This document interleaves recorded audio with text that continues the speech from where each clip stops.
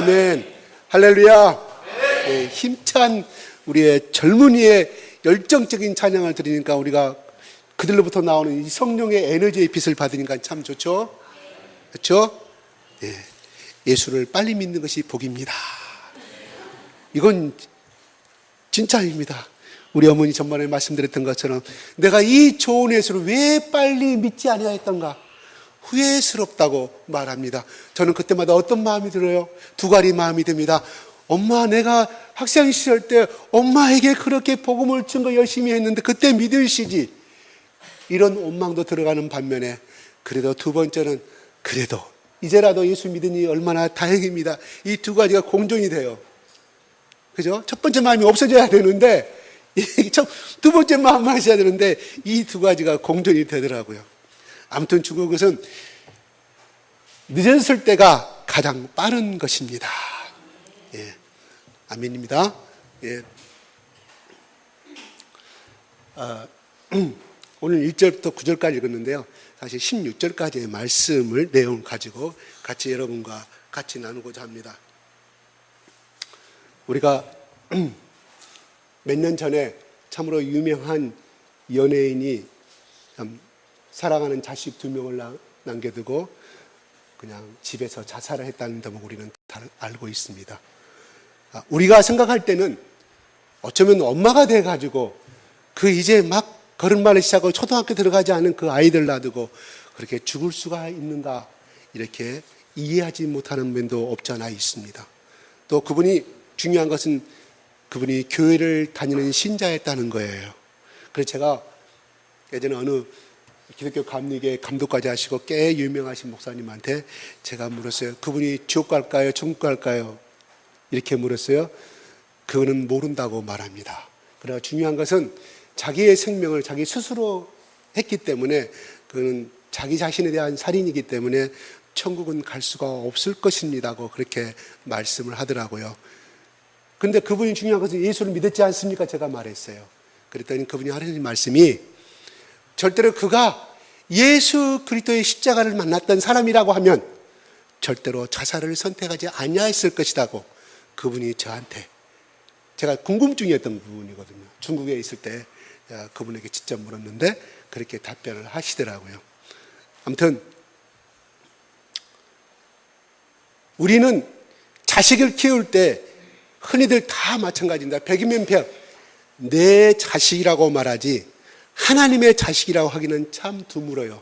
은혜 받을 때, 기도할 때 내 자식이 아니라 하나님 자식이오니 하나님 책임져 주십시오 이렇게 하지, 평상시 고백은 뭐라고 말합니까? 아이고 자식, 내 아들 내 딸 키워서 뭐하고 뭐 영광을 받겠냐고 내가 키우는 줄 모르겠다고 말을 해요. 뭔 말이에요? 우리 무의식 가운데, 자의식 가운데서 우리가 낳고 키웠기 때문에 우리의 자식이라고, 내 자식이라는 마음을 갖고 살아간다는 거예요. 그러면 그분도 하나님께서 맡기신, 하나님 편에서 정말 하나님을 믿는 사람이었다고 하면 하나님의 자식이고, 그러면 그 사람에게 대신 그가 하나님 안에서 성장할 수 있도록 보여준 하나의 대리모요, 양부모라는 사실이에요. 진짜 참부모는 뭐예요? 하나님이라는 것이죠. 그걸 알았다면 그분은 그 길을 선택하지 아니하였을까, 안 했을 것이라는 생각을 갖게 된다는 사실입니다. 우리는 젊은 이들이 말합니다. 내 인생 내가 벌어서, 내가 주인이 돼서 내 돈을 벌었고 내 청춘 아껴서 이만큼 벌었는데 왜 당신 마음대로 하냐고. 내가 피땀 흘려서 번 돈이기 때문에 이건 내 돈이라고 흔히 말합니다. 또한 우리는 주어진 시간을 내 시간이라고 말하지 하나님 것이라고 말하지 아니한다는 것입니다. 이거는 믿는 사람이나 안 믿는 사람의 정도의 차이일 뿐이지 우리는 알게 모르게 그러한 생각을 가지고 살아간다는 것입니다. 오늘 하나님께서, 예수께서 마지막 고백 기도를 하면서 마지막 그 이별의 기도를 하시면서 말하기를, 하나님께서 주신 하나님의 사람을 내게 맡겼사오니 이렇게 말하지 하나님 것이라고 말씀하지 아니하신다는 것입니다. 내가 저들을 위해서 기도하는 것은 세상을 위해서 기도하는 것이 아니라 하나님이 주신 그 사람을 위해서, 그들을 위해서 기도하는 것이라고 말씀하고 있습니다. 뭐예요? 17장 모든 내용의 말씀이 결국은 하나님의 주신 그 사람들을 위해서 하는 기도입니다. 그들이 잘 되기를 하는 기도입니다. 그래서 예수님이 말합니다. 내가 그들을 보존하기를, 하나님께서 그들을 보존하여 주시옵소서. 무슨 말이에요? 보존이란 말은 무슨 말입니까? 맡기고 선택하고 양육시킨다는 말입니다. 강하게 그 사람을 성장시켜서 강하게 보호한다는 말입니다. 하나님, 나는 곧 이제는 내일이면 떠나지만 그들은 세상에 남아있어야 합니다. 세상은 악하고 세상은 험합니다. 과연 그들이 믿음의 중심을 지키고 내가 이 세상에서 이루지 못한 하나님의 나를 통하여서, 또한 12제자를 통하여서 나머지 500명의 제자를, 120명의 제자를 통하여서 이 세상의 구원의 복음의 역사를 이루시는데 그들이 세상의 유혹에 넘어가지 아니하고 악에게 넘어가지 아니하고 늑대의 밥이 되지 아니하게 하나님 그들을 보존하여 주십시오. 그들을 강하게 붙드시고 세워주십시오 하는 말입니다. 하나님, 저는 이제 창세기부터 가졌던 그 영화로움을 덧입고 내일이면 3일 후에 일어나서 내가 그 영화로움을 덧입고 하늘아버지께 가기 때문에 나는 걱정이 없습니다. 그러나 하나님 아버지, 이 사람들 다 하시지 않습니까? 얼마나 연약하고 곧 내일이면은, 오늘 새벽이면은 나를 배신하고 저주하고 떠나갈 사람들 하나님이 아시지 않습니까? 그러나 하나님은 그러함에도 불구하고 그들을 하나님의 자손이고 하나님의 아들, 딸이고 하나님의 제자로 삼으셨기에 그들을 잡아주시고 세워달라는 기도가 오늘 나오는 이 말씀이라는 거에서 보존이라는 단어를 하나님께서 쓰시고 있다는 거예요. 누가? 예수님께서 자기 아버지 하나님께 부탁하고 또 부탁하고 또 부탁하는 것이라는 것입니다. 우리는 하나님이 내게 주시라는 사람을 내게 주신 사람으로 생각하고 나의 아내도, 나의 남편도, 나의 자식도 다 내 것으로 소유하는 경향을 가지고 있다는 것입니다. 우연히 만난 사람이라고 생각하는 것은 또한 하나님이 어떤 절대적인 신이 나에게 의탁하시고 나에게 주신 것이라는 것과 내가 우연히 만나서 사랑하고 살아가는 것과는 엄연히 깊은 의미의 차이가 있다는 것입니다. 또한 자녀를 대할 때도 이 자녀는 우리의 부부를 통하여서 하나님께서 우리를 대신 양육시켜달라고 하나님께 나에게 부탁하신 자녀라고 생각한다고 하면 내 자신으로 생각하는 사람과의 생각과 방법과 모든 태도와 언행은 달라질 수밖에 없다는 사실이라는 것입니다. 그래서 내 자신으로 생각하고 그 부부가 너무나 힘들고 어려워서 며칠 전에 그 사건 나타났지 않습니까? 아들, 딸 2명을 껴안고 아파트에서 그냥 뛰어내린 사건 나타났지 않습니까? 다 그건 뭐예요? 내 자식이라고, 내 것의 소유라는 개념 때문에 그러한 일도 벌어진다는 것입니다. 내게 주신 물질, 내게 주신 시간, 이런 모든 것들이 내가 하나님께 나를 위하여서 이 젊은 날 살아있는 이 숨을 쉬는 순간에 하나님의 영광을 위해서 주는 시간이라고 말한다면 이 시간도 하나님 것이요 나에게 주신 이 물질도 하나님께로 생각하는 사람은 조금도 초름도 아끼지 아니하고 열심히 하나님의 영광을 위해서 살아가게 될 것이며 함부로 시간을 남용하지 아니하게 된다는 것입니다. 6절 한번 같이 한번 읽어볼까요? 6절에 시작. 세상 중에서 내게 주신 사람들에게 내가 아버지의 이름을 나타내게 하리라. 그들은 아버지의 전신에 내게 주셨으며 그들은 아버지의 말씀을 지켜나가리라. 하나님께서 세상 사람들 가운데 택하여서 내게 주신 사람들에게 하나님의 이름을 나타냈다고 했습니다. 그들은 누굽니까? 아버지의 것이 있는데 내게 주셨으며 그들은 아버지의 말씀을 지켰다고 말합니다. 가깝게는 11명의 제자를 말씀을 하고 있고요. 더 사도행전을 가든 120명의 제자를 말씀하고 있고요. 500명이 한꺼번에 하나님 부활하신 예수 그리스도 또 500명의 제자들에게도 말씀하신 다 포함된 말씀이라고 할 수 있겠습니다. 주님은 제자들을 아버지의 것이었고 하나님이 내게 주신 사람들이라고 고백하고 있습니다. 여기에 제자들을 어떻게 3년 반 동안 대하고 어떠한 생각을 가지고 예수님은 그들을 양육시켰는가를 알 수가 있는 대목입니다. 주님은 제자들은 하나님의 것이고 하나님의 것을 내게 맡기신 사람들이라고 생각하고 살았다는 것입니다. 우리가 내 주변에 있는 가족들이나 이웃들이나 또한 같은 교회 안에서 성도들을 귀중히 여기고 사랑하고 아껴하는 이유는 그들은 원래 하나님의 것이기 때문이라는 것입니다. 절대 내 것이 아니기에 내 마음대로, 내 뜻대로, 내 생각대로 할 수가 없다는 것입니다. 하나님의 것이기에 하나님 뜻대로, 하나님이 기뻐하시는 모습으로, 하나님의 사랑으로 대해야 한다는 전제가 깔려지게 된다는 것입니다.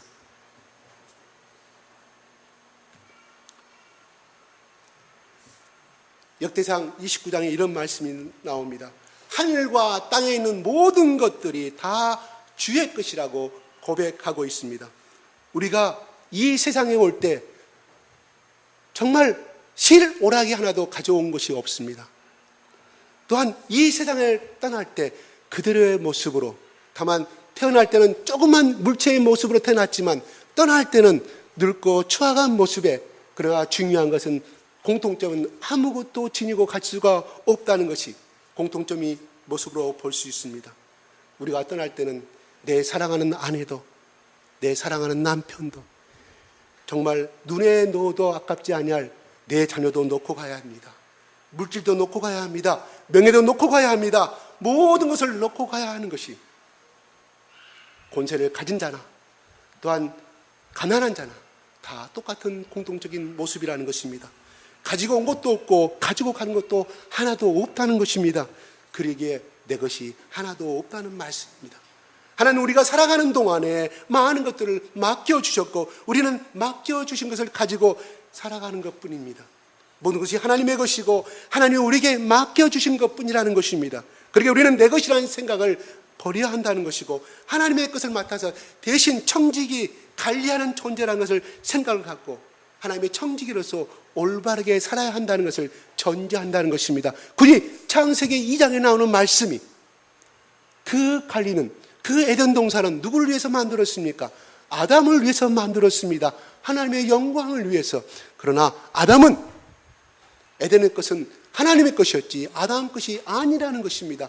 아담은 단지 그거를 관리할 의무와 사명만이 있을 뿐이었지 결코 그의 소유는 될 수 없었던 것처럼 오늘날도 우리에게 주신 모든 물질과 내 가정도 하나님의 영광을 위해서 주신 것이요 우리를 위해서 주신 것은 맞습니다. 그러나 그 목적은 하나님의 영광을 이 땅에서 실현하고 나타내고 하나님의 영광의 이름을 세상의 모든 사람에게 나타내라는 그런 뜻에서 하나님이 그러한 행복한 가정을 주셨고 내 아리따운 아내도 주셨고 내 잘생긴 남편을 주셨다는 사실입니다. 부부가 서로 하나님이 나에게 주신 사람이라는 생각을 가지고 서로를 귀하게 여길 때 그 가정은 울음이 생길 수가 없고 눈물이 생길 수가 없다는 사실입니다. 슬픔이 절대 생길 수가 없다는 사실입니다. 어떻게 우연히 만나서 그냥 외모가 좋아서 키도 크고 잘생겨서 날씬하여서 내 아내와 내 남편을 이루어진 것이 아니라 하나님의 놀라운 섭리와 역사 가운데서 나에게 보내주신 사람이라는 생각을 가지게 될 때 우리는 비로소 정말 하나님이 원하시는 행복한 부부의 생활을 할 수가 있다는 것입니다. 부모를 공경할 수 있는 것도 하나님이 내게 주신 부모님이라는 생각을 가질 때 우리는 가능한 것입니다. 공자가 말씀 부모에게 무조건 효도하라고 말씀하지만 그러나 우리 크리스찬의 효도는 하나님이 나에게 주신 부모님이기 때문에 그 속에 하나님의 형상을 가진 사람이고 하나님의 영광을 위해서 존재받은 사람이기 때문에 부모를 공경한다는 것은 곧 하나님의 영광을 위해서 하는 행위임을 아시기 바랍니다.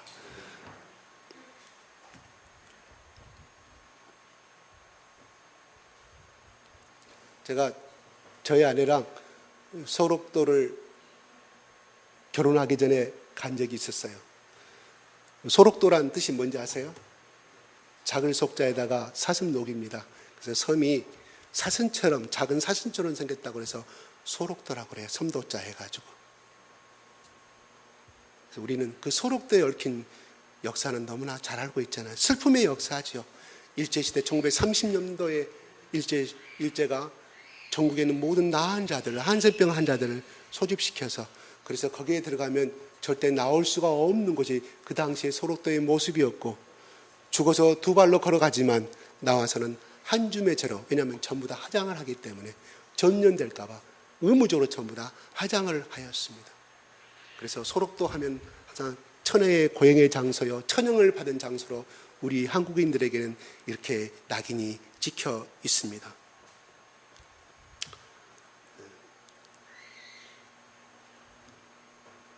(1960년도에) 오스트리아의 마리안느라는 여자와 마가렛이라는 두 여자가 소록도를 오게 됩니다. 그들은 천주교 수녀들이었습니다. 그들은 처음 왔을 때 거기에 있던 모든 의사와 모든 간호사들이 방진 마스크를 쓰고 장갑을 끼고 장화를 신고 그렇게 치료를 하고 있다는 것입니다.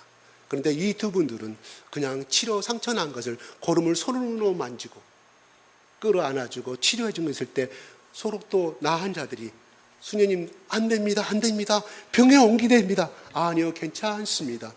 그래서 그들이 6개월을 그렇게 했는데 전염이 되지 않아요. 그래서 같은 의료진들이 똑같이 그 흉내를 내게 됐다는 일화가 있습니다. 그들은 같이 환자들과 울어주고 그들과 같이 잠을 자고 빵을 구워주고 또한 그들 앞으로 나오는 식비까지도 다 나은 자들의 간식비로 사용하게 됩니다. 그런데 어느 날 서로 또 나은 자들이 눈을 뜨게 되니까 한 장의 A4 용지에 그들이 쓴 편지를 발견하게 됩니다. 2011년도 사건입니다. 그동안 나는 여러분들과 많은 사랑과 많은 존경을 받아왔고 가분하게 우리는 사랑을 받아왔습니다. 이제는 우리가 있는 것이 이제는 도움이 되지 않고 여러분들이 커다란 짐이 되길 생각하기 때문에 이곳을 떠난다는 마지막 한 장의 편지를 남기고 아침 새벽에 안개가 끼기 전에 작은 배를 타고 오스트리아로 떠나가게 되는 사건이 발생합니다. 그래서 모든 소록도 나은 자들이 울고 불고 난리가 났다고 그래요. 왜냐하면 그리스도의 사람은 이제는 더 이상 그들에게 짐이 될 수가 없다는 그러한 마지막 소명이 있었기에 그들은 72세 노후의 몸을 이끌고 20대 아름다운 처녀의 모습으로 왔다가 72세 할머니의 몸을 이끌고 오스트리아로 돌아가게 됩니다.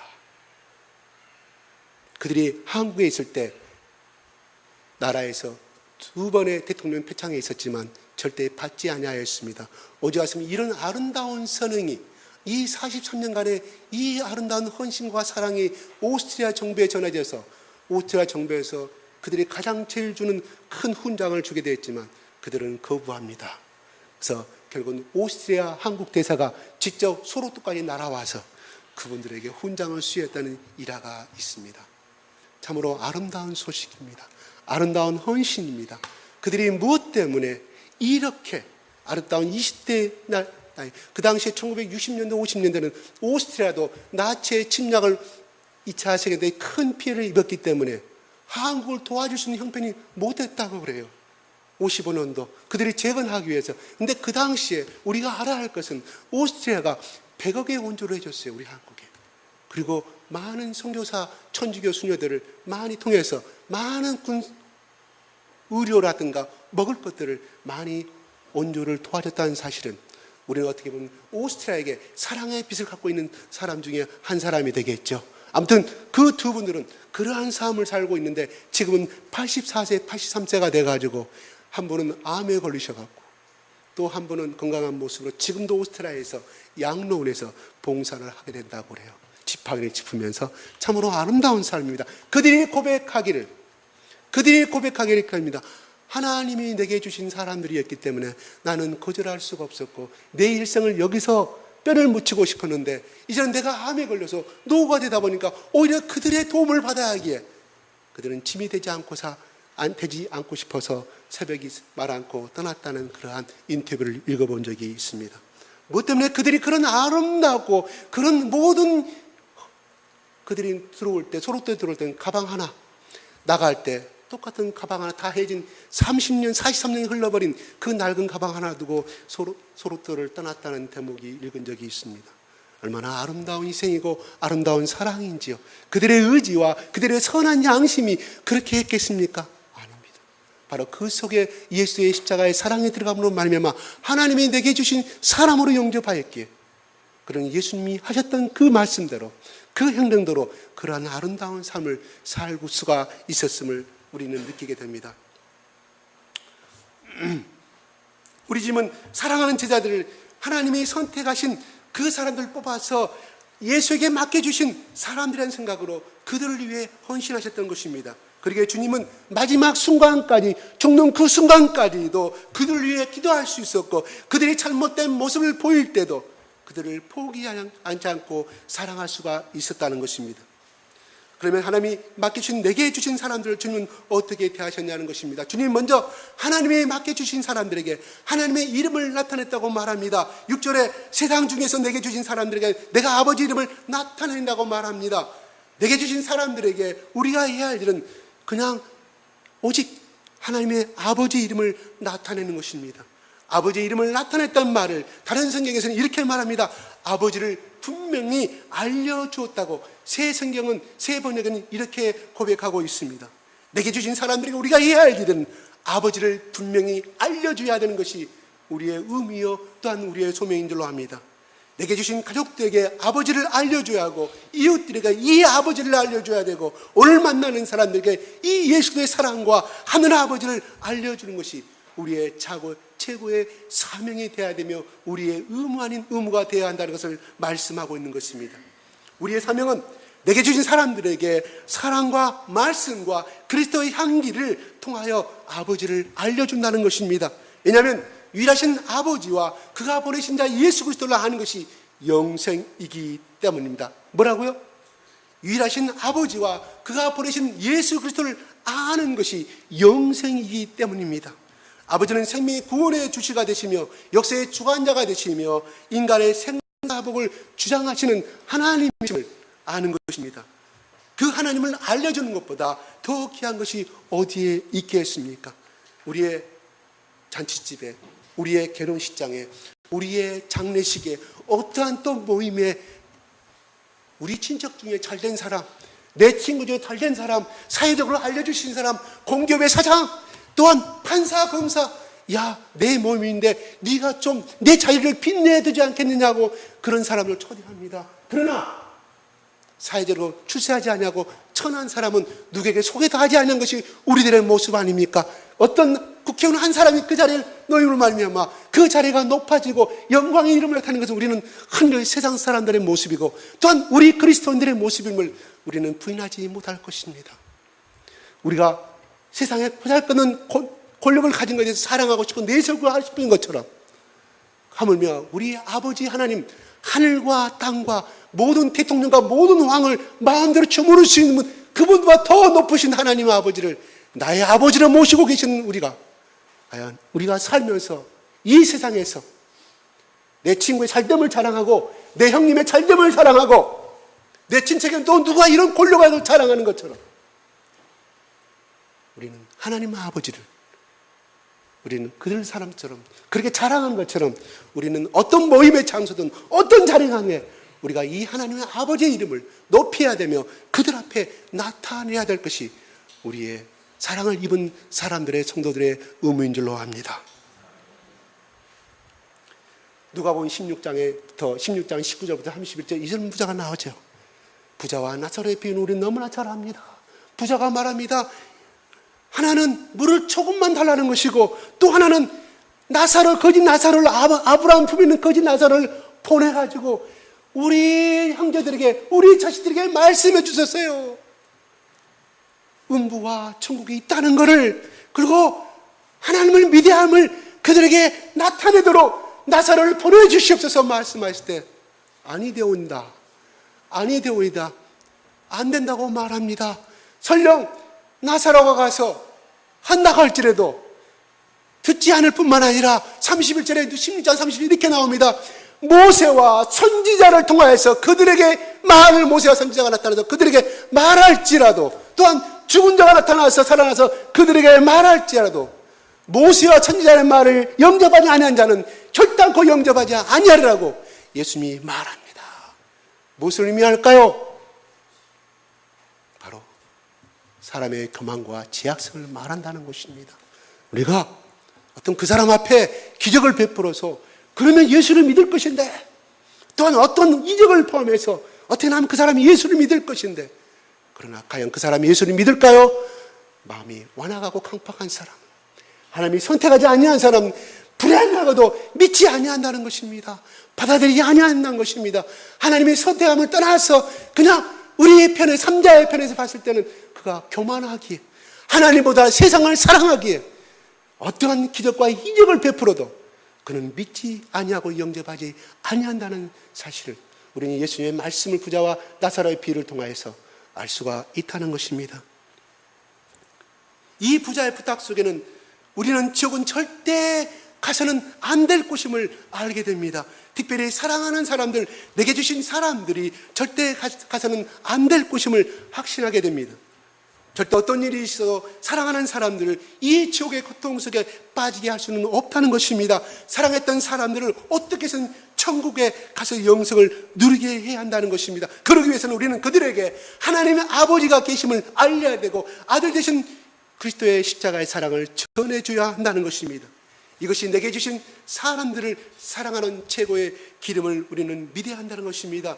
이것이 하늘 아버지가 우리를 향하신 아버지의 마음인 줄로 믿습니다.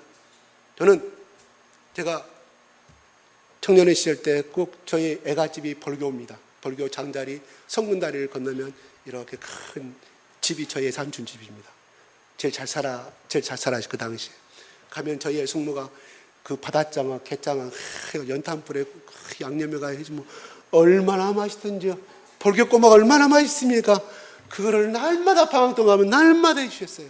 근데 중요한 것은 그분이 불교의 신자고 예수를 안 믿어요. 형님으로부터, 그 아들로부터 사촌 형이 전화가 왔습니다. 양론에 있다고 치매가 와서. 제가 그분한테 집에 양론을 가기 전에 3년 전에 저희 아내랑 갔어요. 왜? 예수 그리스도의 복음을 증거하기 위해서. 왜? 나에게 사랑을 퍼붓던 그의 숙모가 지옥에 간다 생각하면 내가 역사의 제가 죄인이 될 것 같아요. 가서 보니까 온 방안이 불쌍해요. 온 방안이 향초요. 그래서 한 말도 안 하고 손만 잡아주고 왔어요. 아, 지금은 때가 아니다. 내가 전하면 그분이 반발할 것 같아요. 그래서 이번에 며칠 전에 갔다 왔어요. 6월 6일 날. 그래서 저희 어머니한테, 저희 어머니는 신우잖아요. 그분은 올케잖아요. 손아래 올케. 약간의 좀 틈이 있었어요. 그렇잖아요. 미화 그런 것이 아니라 자기 친정 어머니에게 소홀히 하는 점이 있으면 신우 딸의 입장에서 가서 보면 좀 그런 것이 있었잖아요. 약간의 그런 틈이 내가 있는 걸 알아요. 오래전 이야기입니다. 오래전 이야기예요. 그 틈이 있었다는 것은. 그렇다고 해서 뭐 증오와 그런 관계는 아닌데, 제가 어머니 지금 상호 형한테 전화가 왔는데 이제 이렇게 양론에 가서 이제 이렇게 있다고 그러니 어머니 가십시다. 근데 우리 어머니 가기 싫어요. 저희 엄마가 무릎도 안 좋죠. 인공관절에다가 다 몸이 안 좋으니까 안 가려고 그러세요. 제가 이야기합니다. 엄마 예수 믿잖아요. 엄마 왜 어머니 90세까지 지금까지 살게 하신 이유가 무엇입니까? 저는 어머니에게 예전에 100세라고 하면 서운할까, 지금 120세라고 말합니다. 모세의 나이까지 어머니 사십가십니다. 아무 말도 안 해요. 전번도 말했지만 좋아하셔. 표정을 내가 보면 읽어요. 지금 100세 그러면 서운하게 생각하시더라고요. 그래서 어머니 120세 하나님 보장해 주실 것입니다. 어머니가 왜 하나님이 엄마를 이렇게 생명을 유지시키느냐. 아버지 예전에 이미 돌아가셨지 않느냐. 엄마 이 나이에 예수 믿게 만들어서 엄마의 입을 통하여서 어머니가 이 상의 삶 속에서 하셔야 할 일은 예수 그리스도를 믿지 않은 사람들에게 복음을 증거하지 않겠습니까? 숙모가 그래도 우리의 친척이고 또 엄마의 사랑하는 남동생을 위해서 그렇게 헌신한 숙모인데 복음을 증거해야 천국은 가야 되지 않습니까? 그러니까 어머니가 한 말도 못 따라왔어요.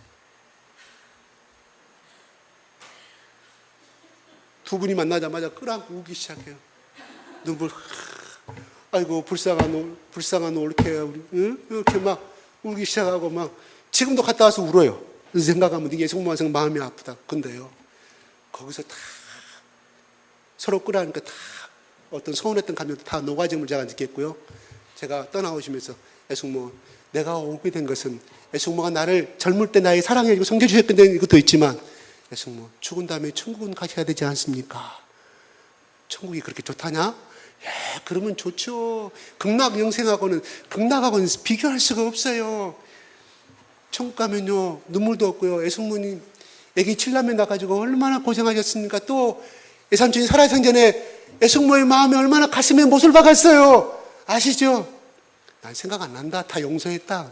그래도요, 그런 눈물도 필요 없는 곳이 이 천국이에요. 나랑 같이 고백만 하면 갈 수가 있습니다. 그래, 천국이 그렇게 좋으면 가마 손잡고 잘 따라서 기도하라 그랬어요.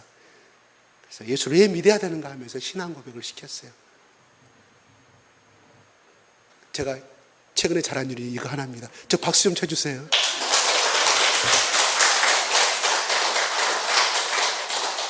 제가 방금 오기 전에 전화했어요. 그 막둥이 아들한테. 야, 상곤아, 내가 너의 소원이 있는데 뭐냐? 너 예수 믿는 거, 교회 다녀라. 내가 그때 간 것은 너희 어머니 복음을 증거하기 위해서 간 것인데 너희 엄마 좀 바꿔달라고 그랬어요. 그랬더니 전화 지금 바꿀 수가 없대. 있는 곳하고 근무하는 곳이 너무 멀어서 그러냐고. 내가 너희 엄마 돌아가시기 전에 또 한 번 가게 될 것이라고 나 얘기했어요. 그렇습니다. 뭐 내 의지론 그분한테 내가 그 먼 곳까지 저는 운전하기 참 싫어합니다. 1시간만 지나면 전 졸려서 못해요. 이 자골신경통도 있고요. 졸려요. 저는 그렇게 차라리 마라톤 42.1km로 뛰라고 하면 저는 뛰어요. 뛰라고 하면 운전 1시간 하면 저는 그렇게 힘들어서 못해요. 근데 전 갔어요. 내가 이걸 전하자면 하나님 앞에 내가 죄인이 되겠구나. 나를 사랑했던 예수모에 그래도 복음을 내가 증거해야 되지 않느냐. 그렇게 해서 다녀왔습니다. 내 속에 내 의지가 겠겠습니까? 하나님의 성령께서 나에게 그분을 향하여서 그렇게 복음을 증거하라 했기 때문에 저는 그냥 도구로서만 다녀왔다는 것입니다.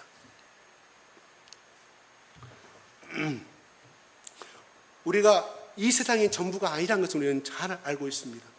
그래서 때문에 내세가 있다는 것을 우리는 압니다.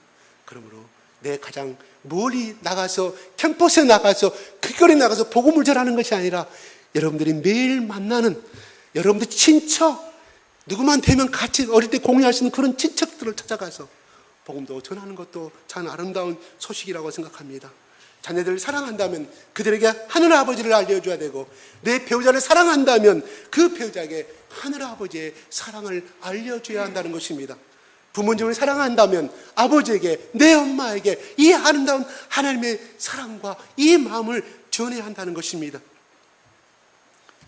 중요한 것은 우리가 꼭 기대할 것은 주님께서 이 하늘 아버지를 알리시기 위해 자신을 버리시고 십자가에서 목숨을 버리셨다는 것입니다. 주님은 이 아버지 하나님의 이 사랑과 이 마음을 알려주시기 위해서 자신을 철저하게 순종하시고 낮추시고 겸손하게 십자가를 기쁨으로 지셨다는 것입니다. 나는 주님을 닮아갈 때 주님을 알릴 수 있고 아버지 하나님을 알릴 수가 있습니다. 주님은 내게 주신 사람들에게 말씀을 주셨다고 8절에 말합니다. 8절 한번 읽어보겠습니다. 시작.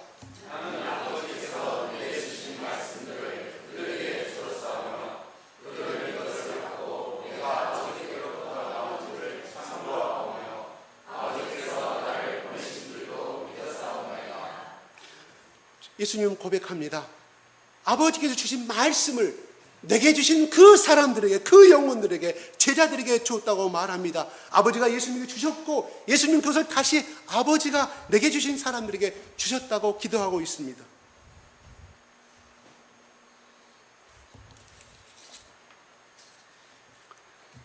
주님은 사랑하는 제자들에게 하나님의 말씀을 알려주셨고 주셨습니다. 우리 각자에게도 하나님께서 맡겨주신 소중한 사람들이 있습니다. 그 사람들에게 우리가 줄 수 있는 것은 가장 귀한 것은 인생의 영원한 지침인 하나님 말씀에 그보다 더 큰 선물이 어디 있겠습니까? 내게 주신 맡긴 사람들이 인생을 바르고 참되게 꾸려가도록 도우는 것보다 하나님께서 더 기뻐하시는 일은 없고 그것은 하나님의 말씀을 주는 것으로만 가능하다는 것입니다. 우리에게 주신 사람들에게 주시는 가장 좋은 것은 하나님의 말씀이요. 그러기 위해서는 우리의 심령 속에, 내 심령 속에 먼저 하나님의 말씀이 늘 담겨 있어야 되며 그 담긴 말씀은 우리의 삶으로 나타나서 내게 주신 사람들이 눈으로 확인할 수 있어야 한다는 것입니다. 하나님은 얼마든지 직접 제자들에게 꿈을 통하여서, 환상을 통해서, 계시를 통하여서 나타내주고 말씀을 전해줄 수 있었습니다. 그러나 하나님의 방법은 그렇게 하지 아니하시고 예수님을 통하여 말씀해 주셨다는 것입니다. 이것이 하나님이 정하신 방법이요, 하나님이 정하신 사람들에게 말씀을 주시는 법칙이요, 원칙이라는 것입니다. 오늘 내게 주신 사람들은 바로 나를 통하여서 아버지를 알게 될 것이며 아버지의 말씀을 받을 수 있다고 우리는 해석할 수가 있습니다. 예수님이 아버지와 사람들 사이의 중보자가 되었듯이 오늘 각자 우리 모두 또 하나님과 내게 주신 사람들 사이에 중보자 역할을 할 수 있음을 나타내주고 있습니다. 내게 주신 사람들은 곧 나를 통하여서 하나님을 알게 될 것이며 하나님의 말씀을 알게 된다는 사실입니다. 자녀들을 주의 교양과 훈계로 양육하고 잘 인도하기 위해서는 우리가 먼저 말씀대로 살아야 합니다. 어떤 심리학자가 이렇게 방송에 나와서 말하더라고요. 자식들에게 꾸중할 거 있으면요 10초 이상 하지 말래요. 몇 초요? 10시간이요? 10분이요? 10초. 10초 이상 하지 말라. 그 대신에 칭찬은 1시간이고 2시간이고 23시간 59분 50초. 참 특이하게 그 말씀을 하셔서 제가 기억을 해요. 꾸중은 10초고 나머지 시간들은 다 칭찬하면 얘들은 절대적으로 건강하게 클 수밖에 없다고 말합니다. 그분은 시설 아이들만 상대로 전도하러 다니는 목사님이십니다. 그분이요 다 그 아이들을 모아가지고요 100명이면 100명 손을 들어서 여러분 너희들 중에 부모가 예수 믿는 사람 손 들어보세요. 한두 명 정도가 문제 아들이지 나머지 전부 다 부모들이 예수 안 믿는 사람들이라는 거예요. 98명이. 그들은 끊임없이 부모가 돈 벌어주고 용돈 주고 학비 주는데 너희들 왜 공부하느냐고 맷때리고 수없이. 그러나 그 부모들은 자식 앞에서 사랑을 줄 줄 모르고 마음대로 행동하고 방임하여 애들이 그렇게 빗나가버리고 말더라는 것입니다. 그리고 우리가 하나님이 주신 사람은 하나님께서 알아서 키우실 거 아니겠습니까? 기도하고 말씀만 주면 되는 거예요. 그것은 훈계 아니잖아요. 칭찬은 11시간 23시간 59분 50초 하시기 바랍니다. 10초는 그냥 지나가는 말로 한마디만 하시면 얘들이 다 알아먹은대요. 야 얘들아 너희들이 부모가 너희들 앉혀놓고 이야기할 때 너희들은 어떻게 알아먹어? 물었습니다. 100명에게. 그분 이야기예요. 그분 이야기예요. 아 너 짓거려라. 딴 생각 게임 이야기 딴 생각 얘가 볼 이야기 아 너 짓거려. 당신이나 잘하시오. 당신이 해라 하시오. 처음부터 끝까지 반발심만 키우더라는 것입니다. 끝까지 부정합니다. 그들의 실제적인 고백이 그렇다는 거예요. 근데 우리는 뭐예요? 그런 아이를 두고 내 아들 내 딸 잘못 키웠다고 못된 놈 자식이라고 저놈은 군대 가서 조금 고생해봐야 한다고 본인 자신을 알지 못하고. 그게 우리 부모의 현재적인 모습 아니에요? 그리스도인들의 모습 아니에요? 중요한 것은 그 아이가 정말 무엇을 원하는지 물어보는 걸 한번 있습니까? 물어보고 그래 잘못한 것은 부모가 자식 앞에라도 무릎 꿇어야 됩니다. 저는 무릎 꿇었어요. 무릎 꿇었어요. 정말로 무릎 꿇었어요. 매일 밤. 네, 그 아들의 한이 맺힐 때까지 그 아픈 상처가 없어질 때까지. 그게 13년의 세월이 흐르더라고요. 근데 지금도 안 해줬었어요. 옅어졌을 뿐이지. 그렇습니다.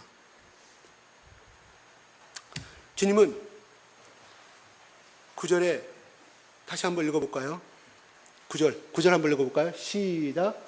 내가 그를 위하여 부르나니 내가 배운 것은 세상을 위함이 아니요 내게 주신 자를 위함이니라. 그들은 아버지의 것이었으리라. 주님은 내게 주신 자들 그들을 위해서 하는 것은 다른 것입니다. 그들을 위해서 기도하고 있습니다. 기도는 내가 할 수 없는 것을 주님께 맡기고 주님께 부탁하는 것이 기도의 내용입니다. 내가 할 수 없는 것들을 주님께 맡길 때 주님은 우리가 하지 못하는 것들을 이루시고 더 크게 역사하신다는 것입니다. 그런데 내가 주인이 되고 내 자식이니까 내가 하나님에 대해서 하나님이 할 수 있는 목까지 다 점령해버린다고 하면 그 아이는 빗나갈 수밖에 없다는 것입니다. 그러면 주님이 내게 주신 사람들 위하여 기도한 내용이 무엇이냐는 것입니다. 첫째는 저들이 하나 되게 해달라고 기도하셨고, 두 번째는 저들이 악한 세상에서 악에 빠지지 말게 해달라고 기도하셨고, 세 번째는 저들이 진리로 거룩하게 해달라고 기도하였습니다. 부부가 하나가 되고 가정이 하나가 되고 교회가 하나가 되고 나라가 하나 되기 위한 것은 기도밖에 없습니다.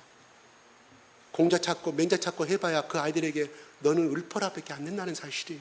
그 아이들이 100명 다 그렇게 설문지에 응답했다는 것입니다. 우리가 자식들을 키우는 우리 부모가 정말 깊이 들어야 할 말씀인 줄로 합니다. 하나 되는 것만큼 중요하고 복된 일이 없습니다. 하나 되는 곳에 행복이 있고 힘이 있고 능력이 있다는 것입니다.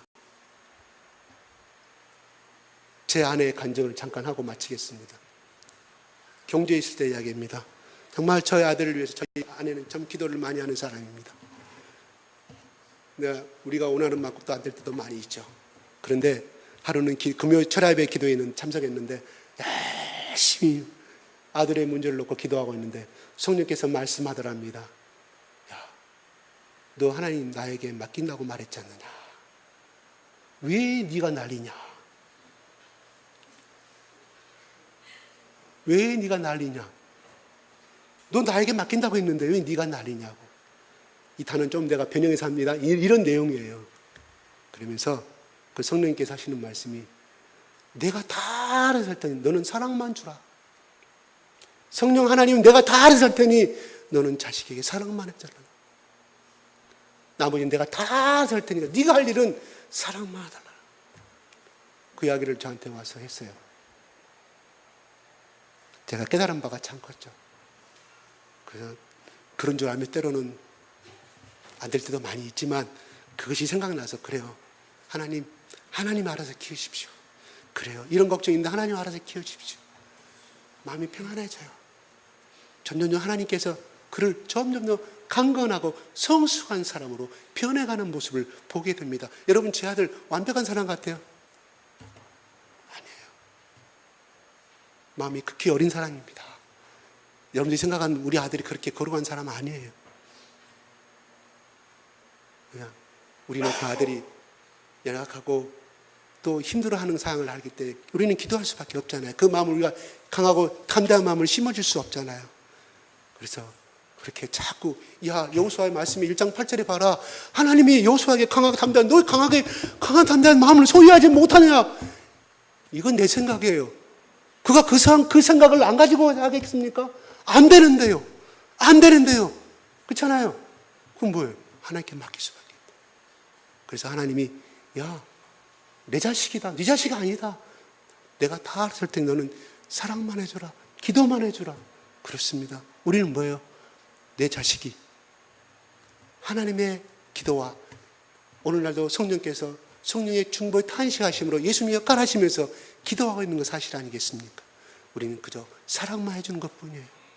예수가 사랑만 해주시면 하나님이 그 아들을 그 속에 하나님 말씀이 들어있기에 하나님이 그 인생을 책임져 주신다는 거예요. 그래서 예수님이 말씀하십니다. 보존하여 주시옵소서. 강하고 택하셨으니 끝까지 흔들리지 않게 강한 주의 오른팔로 지켜주시옵소서 하는 것이 이 보존이라는 것입니다. 하나님 이 강한 오른팔은 제가 말씀드렸잖아요. 성경에서 지난주 수요일 날에 중세 근동의 사회 그 근동사회에서 이 신의 오른팔이라는 강력한 힘을 나타내는 것이라고 말했어요. 그래서 하나님이 그들에게 너희들이 잡신을 믿는 그들을 강한 오른팔로 표현하듯이 창조주 하나님이 강한 오른팔로 너희를 붙들어 주심으로 말미암아 어떠한 해악과 어떠한 어두움에서도 어떤 구렁텅이에서도 너희를 건지시고 그 길로 인도하실 것이다. 그게 누굽니까? 요셉 아닙니까? 죽음의 무턱까지 갔던 그 구렁텅이 속에 있던 그 요셉이 결국은 하나님이 14년의 그라긴 고난과 그 여정을 통하여서 하나님의 선한 역사 가운데 자기가 계획하신 대로 형들이 팔아먹은 그 사극까지도 하나님이 개입하시고 요셉이 찬양하고 요셉이 자랑하는 그까지도 개입하셔서 하나님이 요셉을 하나님의 구속 역사에 하나님이 빚으시고 이끌어 가심을 우리는 창세기의 말씀이 37장, 48장, 30장 2절부터 37장 1절부터 51장까지 창세기의 말씀이 요셉이 하나님 앞에서 어떻게 성공하였는가, 하나님 요셉의 인생을 어떻게 이끌어 가셨는가를 자세히 디테일하게 설명하고 있다는 사실입니다. 오늘 하나님이 우리에게 향해서 말합니다. 예수님 오늘 우리에게 향해서 말합니다. 기도합니다. 우리 각자의 아버지 하나님, 내가 내 생명의 피값으로 저 한 사람 한 사람, 김 집사, 이 집사, 박 집사, 정 집사 다 내가 아버지 사셨사오니 하나님이 저들이 천국에 갈 때까지 악의 밥이 되지 않냐고 죄의 욕에 넘어가지 않냐고 강건한 사람으로 하나님이 이끌어가 주시옵소서. 지금도 성령께서 말하신 탄식함으로 기도할 수 있을 것이며 기도하고 있다는 사실입니다. 그러므로 우리는 만약에 내가 애국에 가면서 또한 어떤 부부가 정말로 사지 못한 사정으로 인해서 많은 물과 많은 재물과 많은 양육비를 주면서 내 아들을 내가 돌아올 때까지 잘 부탁한다고 떠났을 때 나는 이렇게 할 것입니다. 매일매일 그 양육을 맡은 그 사람에게 매일매일 보고를 받을 것이며 우리 아이가 어떻게 오늘 학교 생활을 했으며 어떻게 성장하고 있는가를 저는 보고를 받을 것입니다. 마찬가지입니다. 하나님이 우리가 이 세상 나의 인생과 나의 젊음을 위해서 우리에게 이 세상 가운데 보내신 게 아닙니다. 하나님이 주신 사람들을 우리를 통하여서 양육케 하시고 우리를 통하여서 내게 맡겨주신 사람들이 우리는 너무나 많이 있을 줄로 압니다. 우리가 하나님 나라에 올라가서 우리 예수님이 나에게 물을 것입니다. 내가 너의 평생에 80년의 인생을 줬고 100년의 인생을 주었는데 너는 나를 위해서 내가 맡긴 양들을 나를 위해서 무엇을 했느냐고 하나님이 보고를 받으시고자 원하실 것입니다. 기도하겠습니다.